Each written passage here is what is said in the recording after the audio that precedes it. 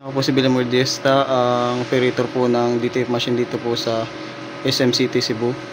Ang machine po ginagamit ng 7 days a week na may total output po na 20 meters.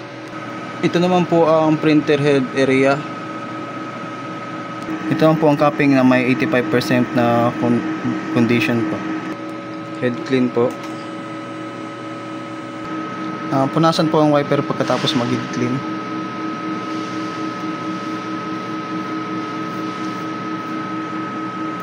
At nozzle test po.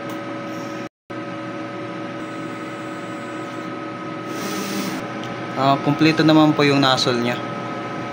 Ito naman po ang ink tank system, nakasaktong level lang naman po. Ito naman po ang waste tank area, ang last disposal po nito last 2 weeks. Ito naman po yung ABR. Ito naman po ang mga unused ink, mga unused powder po, cleaning solution po. At ito naman po yung mga film. Ito naman po yung consumable monitoring ng white ink po. Ito naman po yung daily output recording po. Ayan po. At printer daily checklist po. Salamat po.